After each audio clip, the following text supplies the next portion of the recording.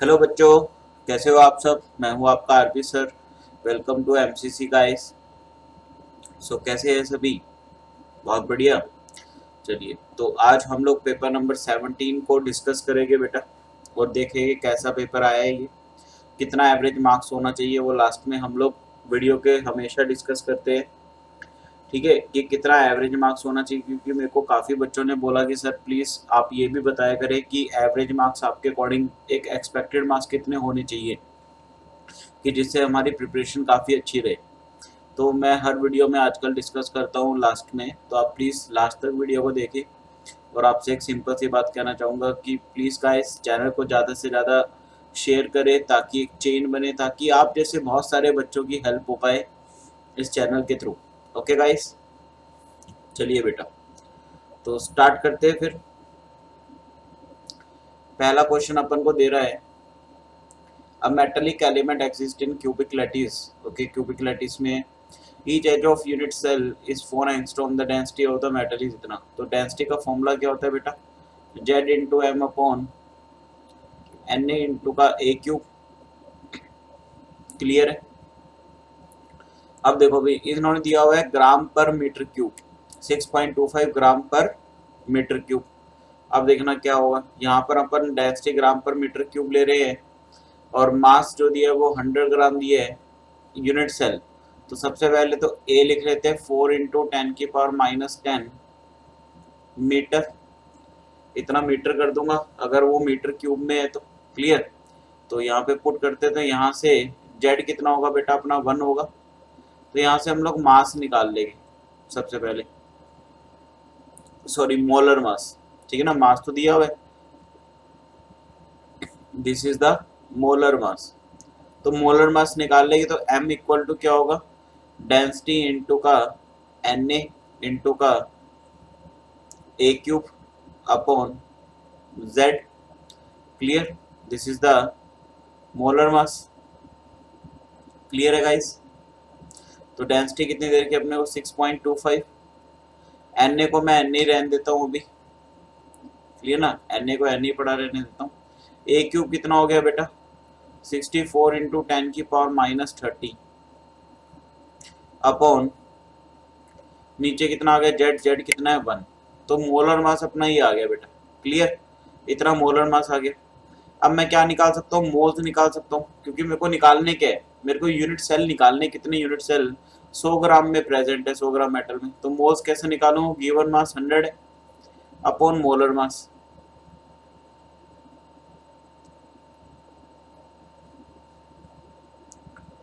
Sixty four into 10⁻⁻30। Clear? इतना आ गया। अब देखो यहाँ से ये इंटू 100 और कर दिया मैंने। अब ये 25 पे गया, 25 25 625, 25 चौका 100, 25 से ये गया 4 पे, 4 4 16, 16 चौके 64। ठीक है, 4 पे आया तो कितना आ गया ये बेटा, ये आ गया यहाँ से अपना 0.25 इंटू 10⁻30। ठीक है, upon N A, upon N A. Clear? अब यहाँ से मैं क्या निकाल लूंगा, नंबर ऑफ एटम्स निकाल लूंगा।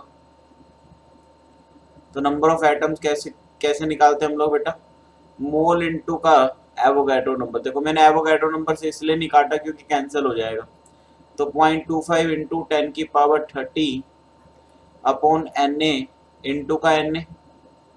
एन ए से एन ए कैंसिल हो गया, तो इसको मैं लिख सकता हूँ 2.5 इंटू 10⁻29।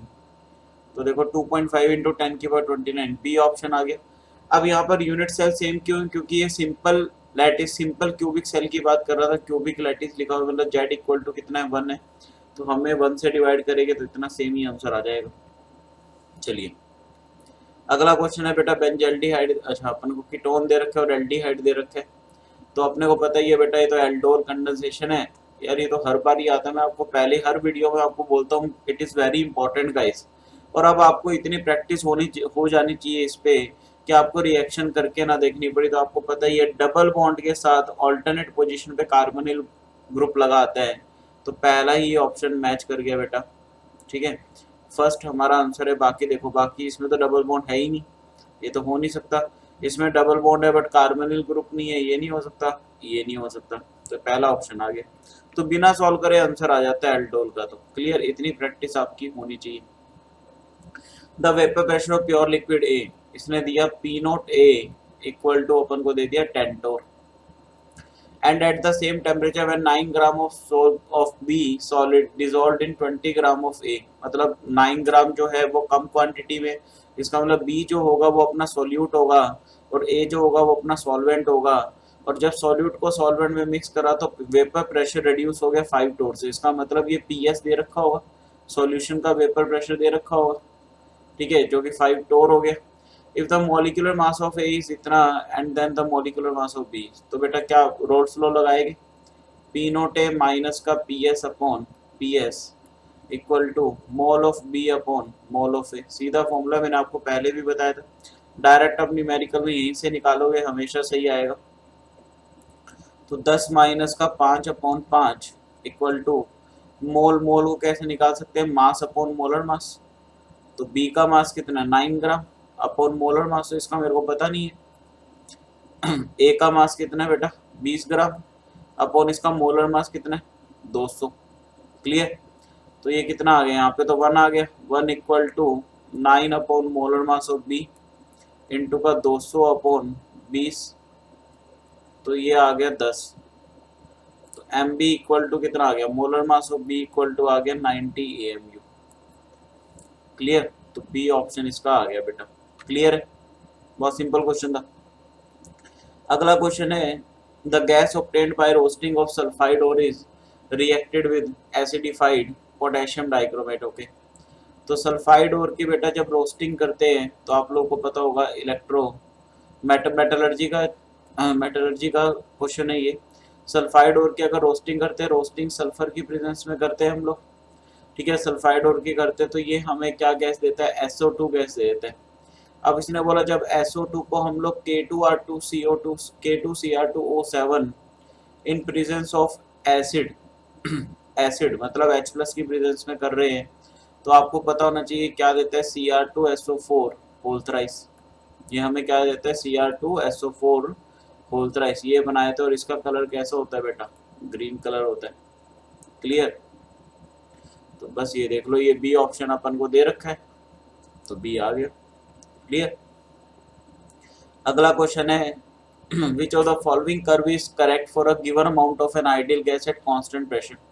तो भी प्रेशर अगर कांस्टेंट है तो ऑब्वियसली बात है ये चार्ल्स लॉ होगा, volume directly proportional to temperature. अगर मैं V by T versus T का ग्राफ बनाऊंगा तो कांस्टेंट है, इसका मतलब पहला ग्राफ तो गलत है, we T T square. We T मतलब क्या देखना, अगर मैं टी से मल्टीप्लाई कर दूं तो V T directly proportional to T square हो गया। मतलब इसको ऐसे भी ना लिखो, इसको ऐसे लिख लो, V इक्वल टू के टी। अब दोनों साइड में टी से मल्टीप्लाई कर दूंगा तो ये वी टी इक्वल टू के टी स्क्वायर हो जाएगा, तो इसका तो स्ट्रेट लाइन आएगा। स्ट्रेट लाइन मतलब ये थर्ड वाला ग्राफ सही है कि इंटरसेप्ट 0 होगा, स्लोप के पॉजिटिव आएगी, तो ये थर्ड वाला ग्राफ बिल्कुल सही हो जाएगा। सिंपल क्वेश्चन था गाइस। अगला क्वेश्चन है the standard molar heat of formation of ethane, CO2 and water are respectively, okay, the standard molar heat of combustion of ethane will be, ठीक है भाई, तो इथेन का अपन को क्या निकालना है, standard molar heat of combustion. Okay, देखना बेटा, तो इथेन क्या होता है C2H6। अब इथेन में हम लोग कम्बशन में क्या बोलते हैं गाइस, एक मोल हम रिएक्टेंट लेते हैं, एक मोल रिएक्टेंट, तो मतलब C2H6 का एक मोल फिक्स रखना है, और यहाँ से क्या बनेगा बेटा CO2 बनेगा, और किस किस का दिया हुआ है स्टैंडर्ड, इथेन, इथेन का दिया हुआ है। ओके ओके, तो CO2 बनेगा प्लस H2O बनेगा, यही तो बनेगा। अब इसको बैलेंस कर लेते हैं, देखो भाई, देखो इसको बैलेंस में यहाँ पर एक मोल रखना जरूरी, मतलब जरूरी होता है, हम लोग बोलते हैं कि एक मोल के रिस्पेक्ट में डिफाइन होती है। अगर हम लोग यहाँ पे कोफिशिएंट चेंज कर देंगे तो हम लोग बाद में उसको डिवाइड करके एक मोल के लिए निकाल लेंगे, वो तो एक ही बात है। तो जैसे अगर मैं इसको देखूं तो यहाँ पे ऑक्सीजन 3 है, यहाँ पर ऑक्सीजन 2 है, तो मैं काम करूँ इसको यहाँ पर 2 से अगर मल्टीप्लाई कर दूं, देखना पहले पूरी बात सुनना, यहाँ पर 4 से मल्टीप्लाई कर दूं कितना हो गया, 4 दूनी 8 और 1 9, कार्बन कितने, 4, कार्बन 4 पूरे हैं। हाइड्रोजन कितने हो गए, 12, इधर 2 है, इधर 6 लगा दूं, 6 तो नहीं 12 हाइड्रोजन हो गए, 12 हाइड्रोजन आ गए, 6, 8 और 6 14, 8 और 6 14, 14 ऑक्सीजन इधर है, और इधर कितने कर दूं, 7 लगा दूं। तो देख रहे हो रिएक्शन बैलेंस होगी बिल्कुल बड़े आराम से। तो कोई बात नहीं, यहाँ पे 2 मोल है, अपन 1 मोल के लिए निकाल लेंगे, ठीक है। तो मुझे molar heat of combustion of heat ethane निकालना है, तो डेल्टा एच नोट C2H6, ठीक है ना, एच नोट C2H6, तो ये कितना हो जाएगा, डेल्टा एच नोट बाई 2। बस मेरे को ये करना है, बाई 2 से डिवाइड करना है, बिकॉज 1 मोल के लिए डिफाइन होती है। क्लियर, बस अब कुछ नहीं करना, अब रिएक्शन में वैल्यू पुट करनी है बस। क्लियर, अब रिएक्शन में वैल्यूज पुट करनी है और आंसर आपका आ जाएगा, ठीक है ना। अब आपको सारा कुछ दे रखा है, बस आपको 1 मोल के लिए बस याद रखना है। तो देखना है यहाँ पर, तो अब आगे क्या करेंगे, बस इतना करना है। अब मुझे क्या करना है, डेल्टा एच नोट निकालना है ये कम्बशन का। तो कैसे करूंगा, delta H nought, heat of formation दे रखी है, product minus delta H nought है रिएक्टेंट। क्लियर, क्लियर है गाइस। तो बस अब निकाल देंगे इसको, कैसे करना है। प्रोडक्ट में क्या क्या है, CO2 की दे रखी है भाई, CO2 की बिल्कुल दे रखी है। तो अब ये 2 मोल से 4 मोल बन रहा है, तो 1 मोल से कितना बनेगा, 2 मोल बनेगा, तो 2 इंटू इसकी कर दो इंथैल्पी। क्लियर, अब उसके बाद क्या करोगे, वाटर का दे रखा है, वाटर के 6 मोल है, तो 2 से 6 बन रहे, 1 से 3 बनेगा, उससे मल्टीप्लाई करके आपका आंसर आ जाएगा। फिर भी अगर आपका नहीं आता तो आप मुझे कमेंट करके बोल देना, मैं इसको आपका सॉल्यूशन भेज दूंगा वापस से, ठीक है। व्हाट्सएप पे आप मुझे कर देना, मैं सॉल्यूशन भेज दूंगा, ठीक है। तो करके फायदा नहीं है, इजी क्वेश्चन है, बस इक्वेशन में आपको वैल्यूज पुट करनी है और आंसर आ जाएगा। अब आगे इसने दिया हुआ diborane reacts with ammonia to initially form X which on further heating gives borazine. तो बिल्कुल सिंपल है यार, एनसीईआरटी का रिएक्शन है, B2H6 के अंदर 2NH3 ऐड कर दो, 2 मोल्स ऑफ NH3, तो ये क्या बना लेते हैं, B2H6 डॉट 2NH3। इसको फर्दर हीट करते हैं जब, तो ये बोराजिन बना लेते हैं B3N3H6, ठीक है ना। तो यहाँ पे क्या आएगा, तो B2H6 का क्या ऐड करा, अमोनिया ऐड करा, कितने मोल अमोनिया के ऐड करे तो ये प्रोडक्ट बनेगा, तो ये इसने पूछा, तो सी ऑप्शन आ गया बेटा। Clear, sorry guys. तो अब यहाँ पर देखो, अपने को एक क्वेश्चन दे रखा है, HCl से रिएक्ट करा, मेजर अपने को प्रोडक्ट बताना है, बोलता higher esterification reaction. Okay, esterification reaction है गाइस, देखना भी कैसे होगा। यहाँ पर OH है बेटा, यहाँ पर कार्बोक्सिलिक एसिड, तो देखना बेटा यहाँ पर क्या दे रखे हैं, C2H5OH HCl। तो अब ये OH यहाँ पर क्या है, ये न्यूक्लियोफाइल है, ये क्या करेगा, सबसे पहले इस कार्बनिक ग्रुप पे अटैक करेगा, और ये कार्बनिक ग्रुप का ऑक्सीजन ऐसे चल जाएगा, ये बॉन्ड ऐसे ऑक्सीजन की तरफ ब्रेक कर जाएगा। अब यहाँ पर क्या होगा देखना, अब ये कुछ इस तरह का सीन बन गया, और ये जो OH है ये यहाँ पर आ गया, H और आगे यहाँ पर C2H5 आ गया, और इस ऑक्सीजन पे +4। अब ये तो अनस्टेबल है, अब क्या करेगा, ये इंटरनल अटैक करेगा वापिस से। अब ये पूरा ग्रुप तो जा नहीं सकता, ये इंटरनल अटैक करेगा यहाँ से, और ये क्योंकि O पे प्लस चार्ज है तो ये हाइड्रोजन को निकाल देगा। जब यहाँ से हाइड्रोजन को निकाला, ठीक है, तो 1 2 3 4 5 5 बॉन्ड बन गए ना। अब जैसे हाइड्रोजन निकाला, यहाँ पर देखना इकट्ठा एक साथ स्टेप होता है, ये हाइड्रोजन किसके साथ जुड़ जाएगा, इसके साथ जुड़ जाएगा, OH प्लस बना लेगा, प्रोटोनेट कर देगा ना इसको, और ये यहाँ से वाटर निकल जाएगा, मतलब साथ में वाटर भी निकल जाएगा। तो ये कुछ इस तरह का बन गया, देखो CHOH, C double bond O, water तो निकल ही गया था, और यहाँ पर क्या बचा, ऑक्सीजन OET, ठीक है, ये बच गया। तो ये फाइनल प्रोडक्ट अपना बच जाएगा। देखो कुछ ऐसा ऑप्शन है, PHCHOET नहीं, पहला तो नहीं हो सकता, दूसरा इपॉक्साइड बन रहा नहीं हो सकता, तीसरा PHCHOH, C double bond O OET, बिल्कुल थर्ड ऑप्शन अपना दिख रहा है अपने को, तीसरा आंसर अपना आ गया। देखो भी अगला क्वेश्चन, इसने बोला which of the following statement is wrong, RuCl6 2 minus as a T2G4 configuration. चलो देखते हैं बाद में। अगला क्वेश्चन, अगला इसने दे रखा है FeOX whole thrice is a low spin complex. अब देखो यहाँ पर ध्यान से, लो स्पिन का मतलब क्या होता है बेटा, मैंने आपको पहले भी बताया था, लो स्पिन का मतलब होता है कि लिगेंड स्ट्रॉन्ग हो। जब लिगेंड स्ट्रॉन्ग होता है तभी हम लोग बोलते हैं लो स्पिन, मतलब उसके पास a number of unpaired electron कम पाएगी। बट अगर आपको पता हो कि ऑक्स क्या होता है बेटा, C2O4-2, यहाँ पर डोनेशन किसकी वजह से हो रहा है, ऑक्सीजन की वजह से। ये क्या होता है बेटा, वीक फील्ड होता है, मतलब एक्चुअली ये क्या इंटरमीडिएट होता है। तो अब ये वीक फील्ड होता है, सिर्फ एक ही एक्सेप्शन है इसका, एक ही एक्सेप्शन है क्या, कि अगर ऑक्सलेट अपना कोबाल्ट के साथ आ जाए, कोबाल्ट के साथ आ जाए विद +3, कोबाल्ट +3 के साथ आ जाए, तो यहाँ पे OX जो है वो स्ट्रॉन्ग फील्ड की तरह बिहेव करता है बेटा। ये आपको याद रखना, एक्सेप्शन की तरह है कि ऑक्सलेट हर केस में वीक फील्ड की तरह एक्ट करता है, बट एक ही केस में स्ट्रॉन्ग फील्ड की तरह एक्ट करता है, जब वो कोबाल्ट +3 के साथ आ जाए। तो यहाँ पे लो स्पिन तो हो ही नहीं सकता, हाई स्पिन होगा, तो यही रॉन्ग स्टेटमेंट होगी, तो बाकी अपने को चेक करने की जरूरत भी नहीं है बेटा। क्लियर, फटाफट क्वेश्चन होगा। आगे दिया लिथियम हाइड्राइड मतलब LiH रिएक्ट्स विद AlCl3। तो ये तो बेटा LiAlH4 का प्रिपरेशन ही होता है यार, ये तो आप सबको पता ही होगा, ठीक है ना।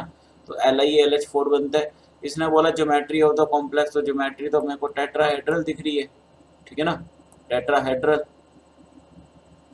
ठीक है। और क्या बोला इसने, लिगेंड क्या होगा, लिगेंड हाइड्राइड होगा बेटा इसके अंदर। तो ये ऐसे हो जाएगा ना कुछ,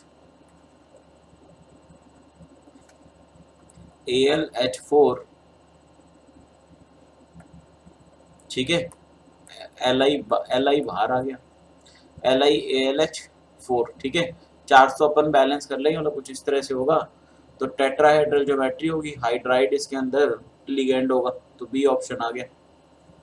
अगला क्वेश्चन है वुड्स रिएक्शन है बेटा, वुड्स रिएक्शन का सिंपल सा पता है, यहाँ से तोड़ो, ये फ्री रेडिकल बना, यहाँ से तोड़ो ये फ्री, और ये आपस में जुड़ गए, तो बी ऑप्शन आ गया बेटा। ये इसमें तो करने की जरूरत ही नहीं होती बेटा, ये तो इतनी प्रैक्टिस होती है कि अपन मैकेनिज्म करने की जरूरत ही नहीं होती।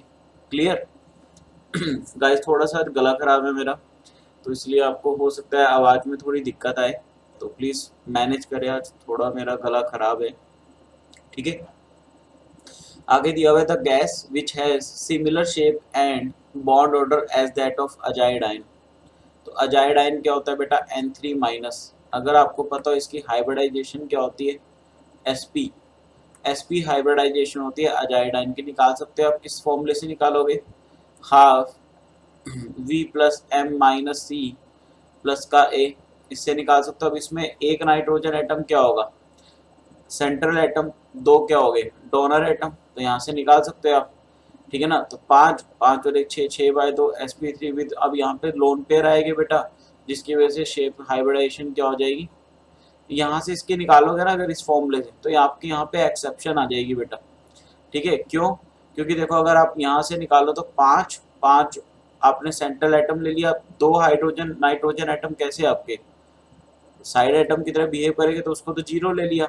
अब एनायनिक चार्ज को ऐड करते हैं, तो 5 + 1 6, 6/2 3, 3 का मतलब sp2, जबकि इसकी हाइब्रिडाइजेशन क्या होती है sp। तो बेटर आप इसका स्ट्रक्चर बनाए और स्ट्रक्चर बना के निकाले, sp हाइब्रिडाइजेशन आएगी। और इसका बॉन्ड ऑर्डर कितना होता है बेटा, 2 होता है, आप करके देख सकते हैं, मेरे को याद है डायरेक्ट। क्लियर। तो अब इनमें से बताना अपन को कौन सा होगा, सल्फर डाइऑक्साइड में हो नहीं सकता, ओजोन नहीं हो सकता, सल्फर ट्राइऑक्साइड नहीं हो सकता बेटा। कार्बन डाइऑक्साइड देखे तो इसकी हाइब्रिडाइजेशन sp होती है, बॉन्ड ऑर्डर 2 होता है, बिल्कुल ये मैच कर जाएगा, ठीक है। आगे दिया हुआ इसने the incorrect order of first ionization energies.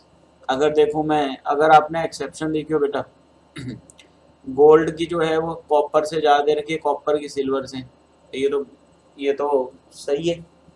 Gold जो होगा वो कॉपर से ज़्यादा, कॉपर सिल्वर से ज़्यादा होगा, बिल्कुल सही है, ठीक है ना। प्लैटिनम निकल प्लैटिनियम, भाई प्लैटिनम जो है, प्लैटिनम आता है अपना किसमें, पीटेगा और हंसेगा, ठीक है, 5D में आता है प्लैटिनम, अपना आता है बेटा 5D में। निकल अपना आता है 3D में, और प्लेडियम आता है अपना 4D में। अब देखें प्लेडियम और प्लेटिनम एक ही ग्रुप का एक ही ग्रुप में आता है, बिल्कुल आता है। निकल सेम, तीनों एक ही ग्रुप के मेंबर है। तो आपको पता होगा बेटा 5D जो होता है उसकी आयनाइजेशन एनर्जी सबसे ज़्यादा होती है। क्यों? लेंथेनाइड कॉन्ट्रैक्शन के कारण। आफ्टर दैट फिर क्या आता है? फिर उसके बाद 4D आना चाहिए, 4D के बाद 3D आना चाहिए। क्लियर? 4D के बाद 3D आना चाहिए। क्लियर है बेटा? तो यहाँ पर ये चीज़ तो गलत हो गई। तो प्लैटिनम ग्रेटर देन निकल ग्रेटर देन प्लैटियम नहीं होना चाहिए, platinum greater than palladium, palladium greater than निकल आनी चाहिए। तो बी हमारा सही हो गया। इनकरेक्ट इसने पूछा था तो इनकरेक्ट अपन ने देख लिया। ठीक है, अगला क्या है? Oxidation state of iron and chromium in chromite ores. Chromite ore क्या होता है बेटा?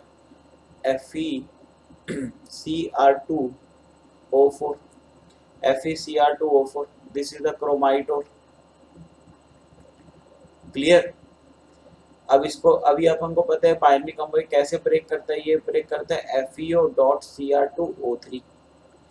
तो अब इसने पूछा है आयरन और क्रोमियम की ऑक्सीडेशन स्टेट क्या होगी। तो यहाँ पे तो आयरन +2 में हो गया, क्रोमियम +3 में हो गया, तो +2 +3 आएगा। तो बोला ए ऑप्शन आ गया अपना। क्लियर? इसने आगे दिया हुआ है among the following pair of ions below which pair first ion is more stable then second. पहला आयन स्टेबल सेकंड से ज़्यादा है। देखना अभी पहले वाले में देखें तो हाइपर कंजुगेशन होगा 6, इसमें कितना है CH+, इसमें तो रेजोनेंस हो जाएगा बेटा। तो सेकंड वाला तो वैसे ही ज़्यादा स्टेबल हो गया। बट इसने पूछा ऐसा कौन सा पेयर है जिसमें पहला ज़्यादा स्टेबल है, मतलब पहला तो नहीं हो सकता। दूसरा देखिए रेजोनेंस नहीं है, हाइपर कंजुगेशन है। तो 3 और 2 5, इसमें 5 अल्फा हाइड्रोजन है, इसमें कितने 2 अल्फा हाइड्रोजन, इसका मतलब ये वाला सही हो गया। नीचे वाला देखें तो इसमें रेजोनेंस है तो ये वाला ज़्यादा स्टेबल, इसका मतलब यही बी आंसर आएगा। ठीक है ना, ये आंसर आ गया अपना। आगे दिया था सॉल्युबिलिटी ऑफ AB2 इज 0.05 ग्राम पर 100 ml। ठीक है, एट 25 डिग्री सेल्सियस KSP। तो ठीक है, KSP निकालना है AB2 का, तो क्या दिक्कत है, सॉल्युबिलिटी निकाल लेते। सॉल्युबिलिटी कैसे निकालेंगे? इसने अब AB2 की क्या दी हुई है बेटा अपने को 0.05 ग्राम पर ml, जबकि हम लोग लीटर में निकालते हैं। तो 0.05 ग्राम, ठीक है, पर ml है, पर 100 ml है ना, तो इसको लीटर में क्या करूंगा, इंटू 10 कर दूंगा, तो ये आ जाएगा 0.5 ग्राम पर लीटर। अब सोल्यूबिलिटी तो मोल पर लीटर में होती है बेटा, ग्राम पर में तो होती नहीं। तो मोलर मास से डिवाइड कर दूं, मोल में आ जाएगी। मोलर मास कितना होगा इसमें? देखो ए का एटॉमिक मास 20 दिया हुआ, बी का 40, तो बी के 2 एटम है तो 100 हो गया। तो 0.5/100 इंटू का ये किस में हो गया बेटा? ये मोल पर लीटर में हो गया। तो ये कितना आ गया? 5 इंटू 10⁻³ इतना मोल पर लीटर आ गया। अब KSP निकालना है, KSP कितना होगा? सीधा शॉर्टकट लगाओ, P की पावर P मतलब P की पावर P मतलब 1 की पावर 1, Q की पावर Q मतलब 2 की पावर 2, S की पावर 2+1। तो ये हो गया बेटा 4S3। तो बस S³ कितना हो गया यहाँ से? 5 इंटू 10⁻³ अपॉन 4 कितना हो गया बेटा? 1.4 1 बच गया ना, 0 लगा 10 बन गया, 4 टू द 8, 4 5 द 20। तो ये आ गया बेटा 1.25 इंटू 10⁻³ अब क्यूब रूट लेंगे इसका, तो S कितना आ गया यहाँ पर? इसको भी कर दो, 125 इंटू 10⁻⁻6 कर दो, सॉरी माइनस का 125 है ना, तो माइनस का 5 हो गया। क्लियर? कितना आ गया ये यहाँ पर? 5 इंटू, या फिर इसको ऐसा करो, इसको एक काम करते हैं, इसको 1.25 ही पड़ा रहने दो, अपॉन 100 है। ठीक है, 100 इधर जाएगा, माइनस का 5 हो जाएगा। तो इसको अपन एक काम कर लेते हैं, -6 बना लेते हैं। बट -6 बनाओगे तो यहाँ पे डेसिमल आएगा, फिर क्यूब रूट नहीं होगा। तो इसको अपन एक काम कर लेते हैं,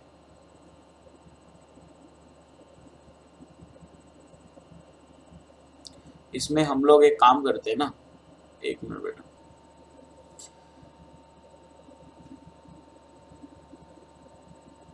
तो देखना बेटा यहाँ पर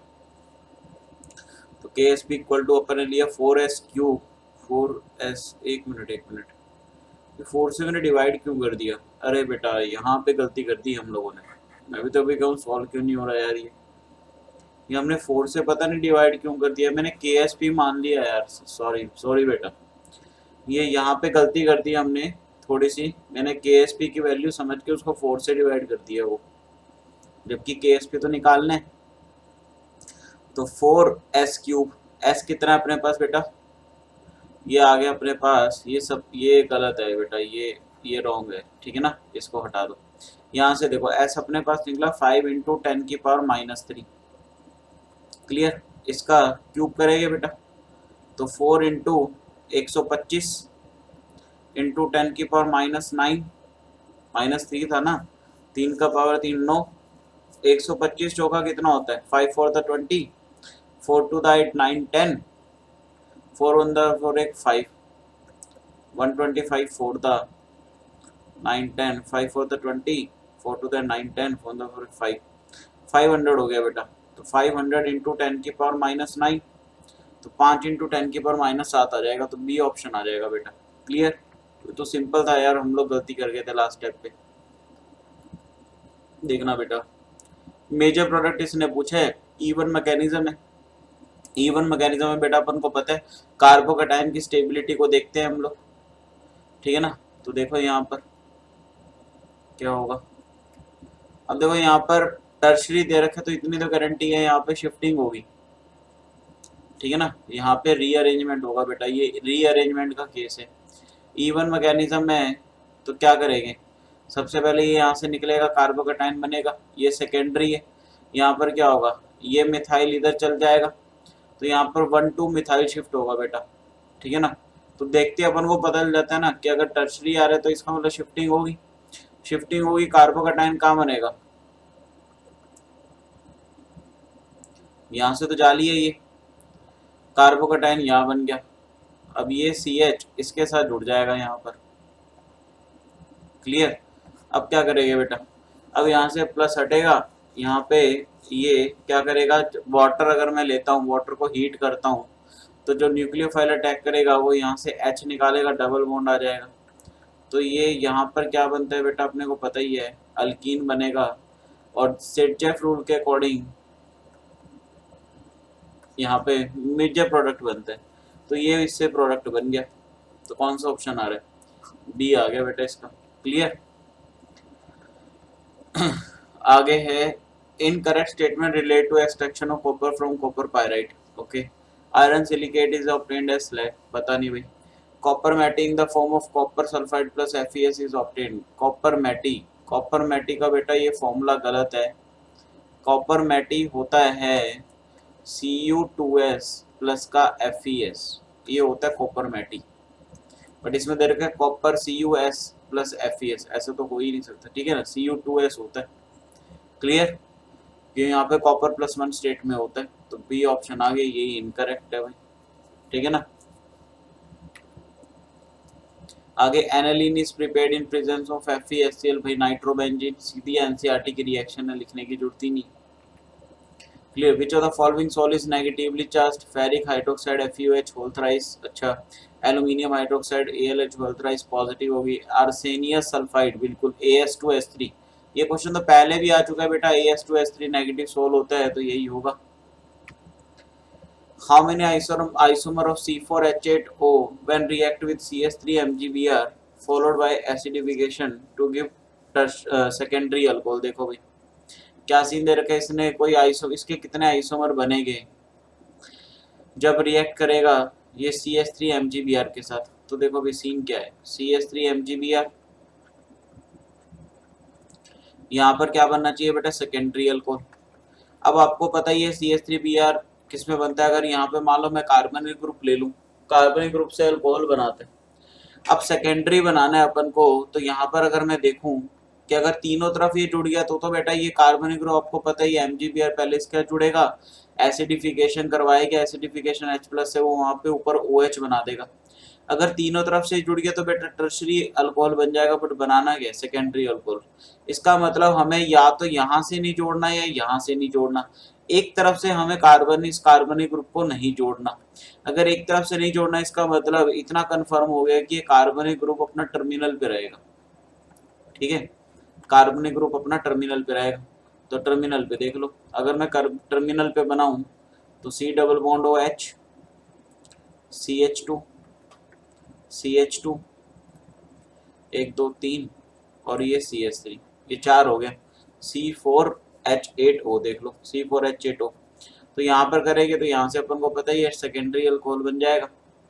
एक तो ये बन गया और एक दूसरा क्या कर सकते हैं भाई, इस CH3 को उठा के यहाँ ले आओ तब भी बन जाएगा।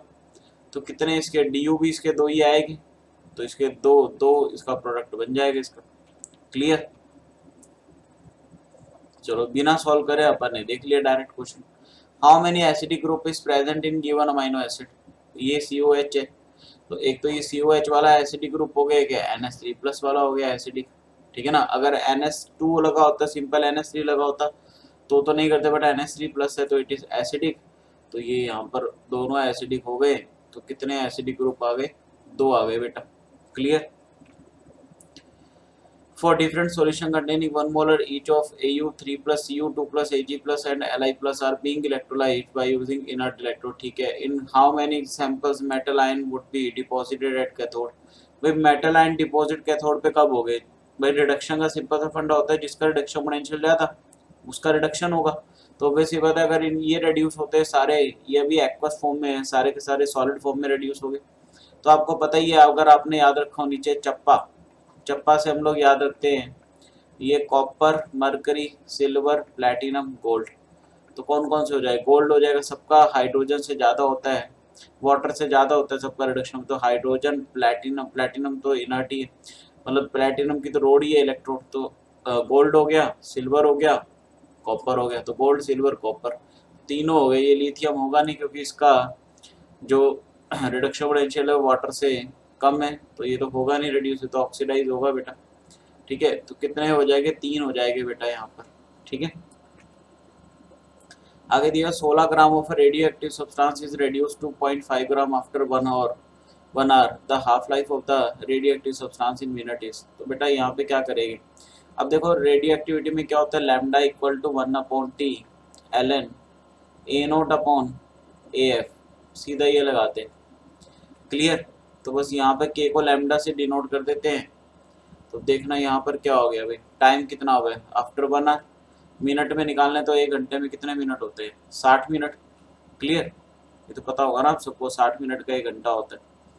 तो यहाँ पर मैं क्या कर लूँ, 2.303 ले लूँ ln, अब सॉरी अब लोग लूँगा। इनिशियल कितना है 16 ग्राम, कितना रह गया 0.5 रह गया, 160 बन गया। काट दो, 5 3 द 15, 5 2 द 10, लोग 32 रह गया। ठीक है, तो अब लैम्डा इक्वल टू कितना हो गया 2.303 60।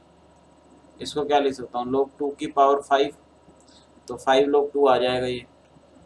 तो लैम्डा इक्वल टू कितना आ गया 2.303 अपॉन 60 इंटू का 5, लोग 2 कितना होता है 0.30। 100 नीचे उतार लिया, 32 द 60 होता है। ठीक है, और बस अब यहाँ से सीधा कर दो भाई डिवाइड। तो ये यहाँ पे 2.5 पे गया, अब इसको मल्टीप्लाई कर दो, 2303 को 25 से मल्टीप्लाई करना है बेटा। उसके बाद 3 और 1 4 पे डेसिमल प्लेस लगा देंगे, 5 3 15, 1 15 11 6 0 6 4 5 7 5 7 5, ठीक है ना, 5 7 5 7 5, कितना आ गया भाई बेटा 3 और 1 4, 1 2 3 4, 5.75 आ गया। 5.75 डिवाइडेड बाय 100, 5.75 डिवाइडेड बाय 100, 100 से तो करा ही नहीं था ना अपन ने। तो ये कितना आ गया बेटा, ये आ गया 0.0057। क्लियर, 0.0057 लैम्डा आ गया। अब हाफ लाइफ निकालनी है, तो टी हाफ क्या होता है 0.693 अपॉन के इक्वल टू यहाँ पे लैम्डा है। तो बस टी हाफ कितना आ गया बेटा 0.693 अपॉन 0.0057, इसको डिवाइड कर लेना, आंसर आ जाएगा आपका। क्लियर।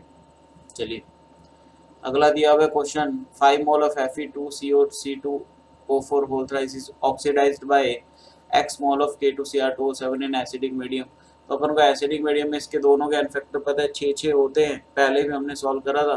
तो सीधे मैं क्या करूँ, equivalent of Fe2C2O4 whole thrice equal to equivalent of K2Cr2O7, सीधा उठा के इक्विवेलेंट इक्वल कर दो।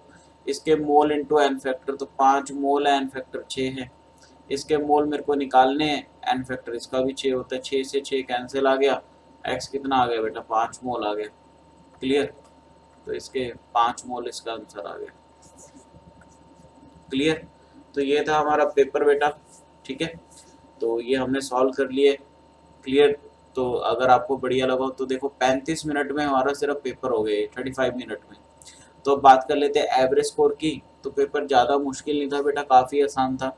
तो अगर इसमें मैं देखूं तो 90 मार्क्स आपके अगर इस पेपर के अंदर आ रहे हैं तो 90 मार्क्स एक अच्छा स्कोर है, ठीक है ना।